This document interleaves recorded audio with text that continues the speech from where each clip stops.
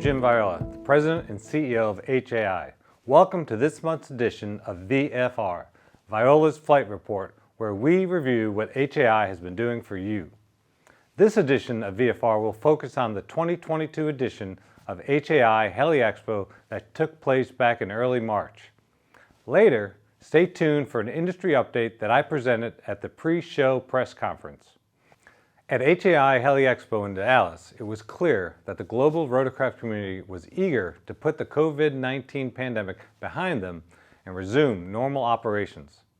The four-day event was the largest gathering of the VTOL industry in years. We welcomed over 13,000 helicopter professionals from 72 countries. More than 40 rotorcraft were spread across the floor. 590 exhibitors featured the latest in aircraft, engines, and avionics, and everything else you need for your rotorcraft business. Safety was also a focus in Dallas. As is tradition, HAI HeliEXPO kicked off with the HAI Safety Symposium. This year's event featured the first-person stories from pilots who survived accidents, so that others can use those lessons to avoid similar experiences. We also offered 60-plus rotor safety challenge educational sessions, and more than 2,000 attendees participated. The HAI Rotor Safety Zone, located directly inside the main entrance to the show, was buzzing with activity. Attendees could try out virtual reality training devices and test their pre-flight inspection skills. Safety is central to what we do every day in our industry, and I was thrilled to see so many Expo attendees take part in our safety program. Plans are already underway for HAI's 75th anniversary celebration at HAI HeliEXPO 2023 in Atlanta, Georgia. Featuring a theme of Celebrate, HAI will hold the show in the Georgia World Congress Center, March 6th through the 9th, with exhibits opening on March 7th through the 9th. I hope you will join me and the rest of the global VTOL industry there. Now, let's return to Dallas for my industry update. Welcome everybody that is here. We're glad to see all the friendly faces over the weekend. You know, we started with safety classes. We started early this morning with safety seminars, and everybody I've been running into. I mean, even in the hotel, took a ride down the other day, and I'm like, "Hey, you here for the show?" And their answer was yes. And I said, "Where are you from?" And it was Johannesburg. And I was like, first person I asked where they're from was an international. So I'm really feeling good about how things are going to roll out for the rest of this week. You know, the city here, we came down and did the recon, you know, with the food, the hospitality, all the sporting events that are around. I mean, there could be no better town than to come back after a pandemic than Dallas. So we're really glad to be here. You know, certainly the partnership with Longhorn Helicopters, you know, to see the city. One of my intent was to try to get as many helicopters flying around while we're in here. And so if you haven't taken advantage of that, there's still some more opportunities for the rest of the week to get out and actually fly a helicopter in the vicinity, you know, 30-minute tours and other things that are available. So please take advantage of them and get out and see the city. Of course, this region does have a lot of helicopter rotorcraft things here. We got Safran, we got Airbus, we got Bell.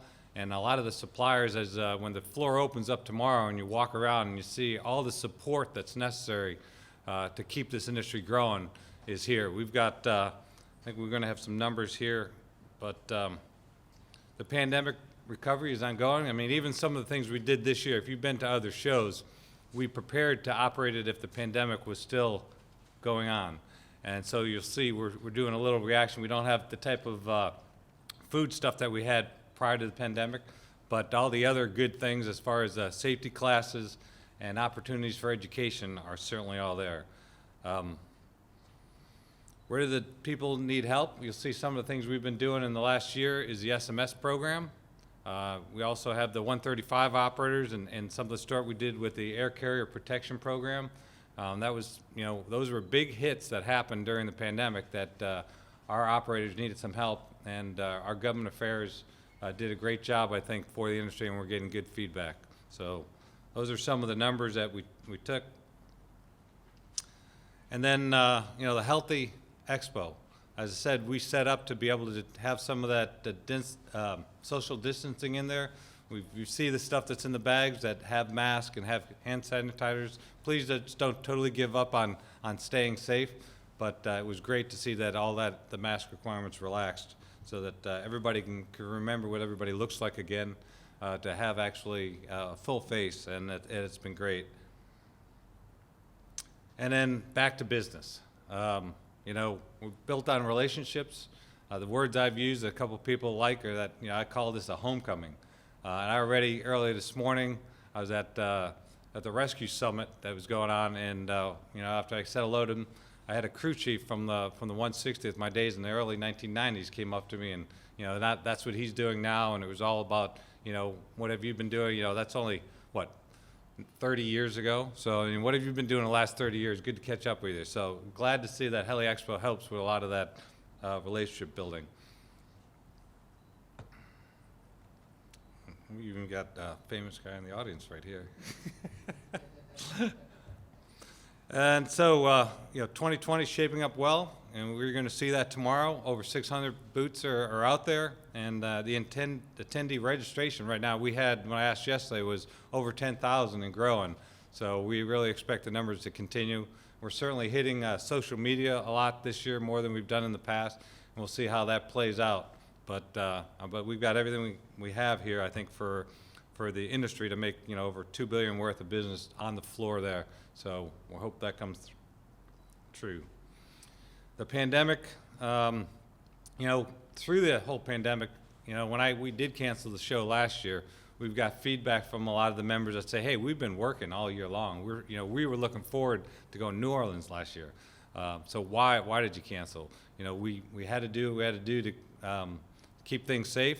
And so this year we're back with a vengeance here in Dallas, and you know, everybody is still working. I think the industry is up. We're hearing good numbers from the OEMs on production, so look forward to you guys seeing some of those numbers as the floor opens. The upward trend in manufacturers I just talked about, you know, the Gamma report that came out with the piston helicopter sales up 27%, 181 aircraft sold, and billings of over $80 million. So things are looking up for industry. The events, we did have our back in-person event in Boise, and that went over well. We worked with the European Helicopter Association. HAI and the European Helicopter Association now have an agreement to work together, and you'll see a lot of collaboration going on here on the floor with us and the European Helicopter Association, as well as the European Rotors that'll take place in November of this year. The 5G, I've seen a lot of the headlines. It's, you know, it really was something that our team was working on for a long time. We put in for some exemptions to try to help with the air medical service, which were approved by the FAA, but there's also other operators right now that are still being penalized because the FAA and the telecom industry didn't do a lot of sharing of information early on. And we're still, you know, working. I already hit up the 4 guys from the FAA that were in the safety seminar this morning about, you know, how can we do what we tried to do, which is HAI wasn't only going after one segment, but we actually submitted an exemption that would help all of our members, and it got pared down to just the medical services, essentially where I think the FAA and others felt they would get the most heat versus trying to take care of all of our members. So we're still pushing on that, and still work to be done on the 5G side. The leaded fuel issue is something we were just in DC last week or the week before, and it's called the EAGLE, Eliminating Aviation Gasoline Lead Emissions. So we agree that we have to have an environmentally friendly industry, and that's one of the things we're working on with the low lead. And then also community compatibility and the stuff we're working on with our air tour operators. There's a lot of pressure right now to try to really cut back on the tours over a lot of the national parks. But yet at the same time, when we talk to those members that are doing those, providing those services to society, and as soon as I mention it to, again, non-aviation people that you know, they talk about, yeah, I just took a helicopter ride when I was at this national park, and it's got to tell them that's going away. We really have to get some support from the people that use those opportunities, people that can't go out and do the walking and hiking, but need the support of the helicopter community to get out and see the beautiful national parks out there. The accidents, I think everybody in this room probably wasn't 2 or 3 weeks ago where we had 4 helicopter accidents that hit the national news. You know, one on the East Coast down by Florida. We had one on the West Coast with the police. We had the National Guard with the Blackhawks, and then we had a fatality in Hawaii as well with some of the support there with the Navy. So it's something that we definitely want to keep our eye on. Hopefully as you walk into the show, you see the big safety rotor challenge area, and that's where we pulled together a lot of things of what are the common factors that are causing the accidents, and they'll try to address them in the rotor safety challenges and in the rotor safety booth there. So there's the zone. That's what it's going to look like. You can't miss it. It does have a nice helicopter in there this year, and it's going to be a pre-flight challenge. So I think they've got that helicopter rigged to see if you can do a good pre-flight and find out what the errors are prior to flying that. Good stuff there. And if the opportunity too, if there's something you want to do for safety, it's an opportunity to join the safety working group. SMS program I mentioned earlier, it's it's one of the things that as far as 135 operators, it's something that Congress, the NTSB, the FAA said is coming, and so our members are asking for help, and we went out and we got contracts with 2 providers, again knowing that every operator is a little bit different, so we wanted to make sure they had a choice, and so they will have a choice with those operators. The ASAP, addressing the Aviation Safety Action Program, those are other programs that we try to help facilitate with the FAA and the NTSB and others. And then you got the flight risk assessment tool, an ability to actually go out and help you identify, what are the things that are hazardous today, and then what is the risk, what's the proper decision for that risk. Is it at a low level, or does it become medium or high risk, where you should have other leadership involved in making the decision to launch that flight.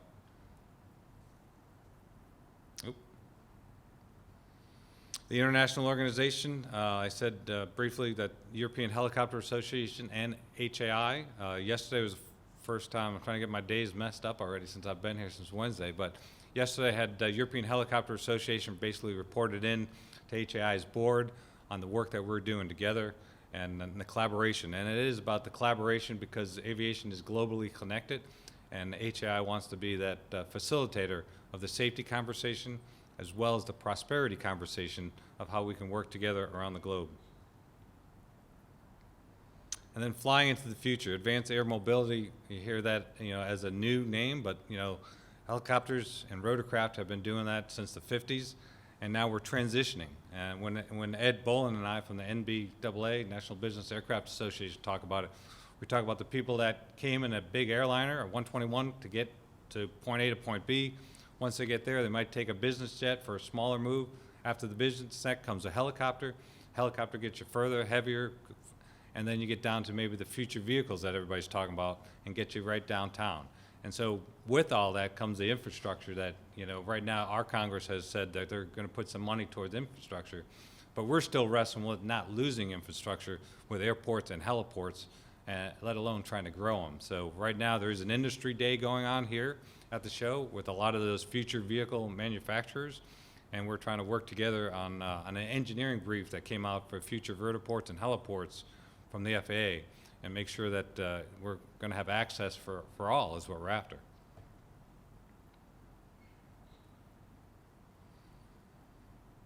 So AAM at the Expo this year, we've had a lot of conversation. We don't, I don't know, Mike, did we get any future vehicles on the floor at all this year?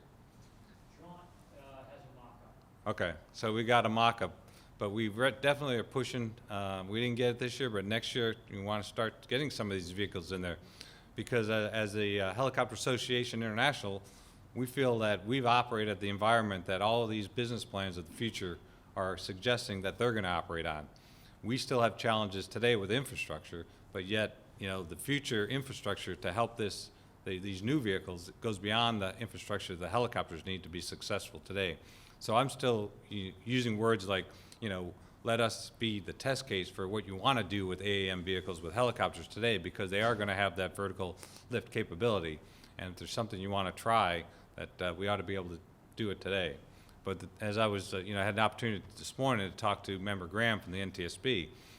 We still have challenges in New York when you hear a lot of the flights for VFR into IMC conditions, where we've got heliports in New York where a helicopter can't launch on an IFR flight plan into the weather. They're taking off and they're holding by the Statue of Liberty doing circles waiting for a clearance to get in the clouds. So there's stuff we have to solve still today with infrastructure before we can get to the future with AAM. Well, that wraps up this month's edition of VFR. Please email me with your comments or suggestions on how HAI can provide you with better service. Until next time, fly safe, stay safe, and keep those rotors turning.